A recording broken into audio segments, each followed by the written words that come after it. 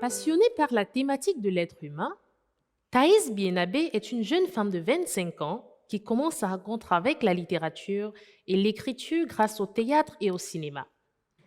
Elle grandit pendant 15 années dans cet univers avant de se spécialiser en psychologie afin d'accompagner les individus dans leur développement personnel au sein de son cabinet.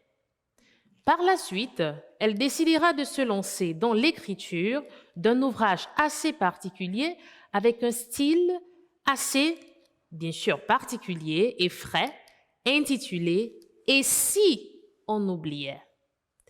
Pour en dire davantage, nous recevons aujourd'hui l'auteur Thaïs Bienabé. Bonjour Thaïs, comment tu vas? Bonjour, très bien. Et vous? Voilà, pour satisfaire notre curiosité, Thaïs, nous aimerions savoir comment vous est venue cette envie de d'écrire, d'où vous est venue cette passion pour l'écriture. J'écris depuis que j'ai 13 ans, je pense. Au début, j'écrivais mes rêves parce que je me souviens très bien de mes rêves. Et à partir de là, je prolongeais l'histoire. J'ai jamais réussi à écrire un livre jusqu'en entier, c'est-à-dire que j'avais plein de parties, mais j'avais pas une suite logique. Et mes amis, pour mes 22 ans, je crois, m'ont offert une machine à écrire. Et j'ai écrit mon livre, en fait, sur cette machine à écrire. C'est le premier que j'ai terminé et la première histoire pour laquelle je suis allée jusqu'au bout. D'accord, c'est super. Alors, en quelques mots, et si on demandait, Thaïs, c'est quoi cette œuvre ou alors de quoi s'agit-il dans l'œuvre Et si on oubliait? L'histoire, c'est la relation entre une stagiaire en psychologie qui fait son stage dans un centre d'accueil pour jeunes garçons et donc un jeune garçon qui arrive dans ce centre d'accueil et qu'elle va suivre en fait pendant les derniers mois de son stage pendant des séances. Et donc, ça va être toute la relation qui se crée entre les deux. Et la thématique qui est abordée, qui est une thématique assez psychologique, mais qui va être très accessible à tous dans ce livre, c'est ce qu'on appelle le transfert contre transfert. Donc, c'est jusqu'où elle peut aller dans son travail pour qu'il soit en confiance, puisqu'il a un problème de confiance, et jusqu'où elle doit mettre des limites pour justement ne pas dépasser cette relation professionnelle. Oh, c'est super. Et puis, y a-t-il un profil idéal ou alors particulier pour un lecteur? Est-ce que vous recherchez... Alors, est-ce que ce livre est fait pour tout le monde ou alors il y a un lecteur particulier? Non, je sais que ma sœur qui a 16 ans l'a lu, elle a adoré. Mes tantes qui peuvent avoir entre 40 et 70 ans l'ont lu et ont adoré aussi.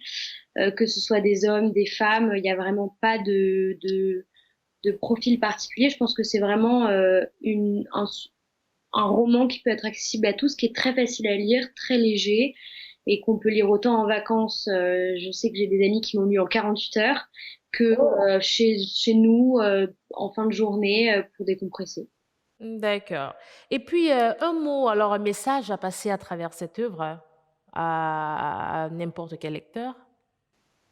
Un message. Je pense que le message que je aimerais faire passer, c'est que les règles que la société nous dicte et nous fixe sont bien, mais qu'il faut aussi parfois réussir à regarder au-delà des règles et d'essayer de comprendre en fait qui nous sommes et ce qu'on ressent et ce qu'on a réellement envie d'avoir dans la vie. D'accord, c'est super.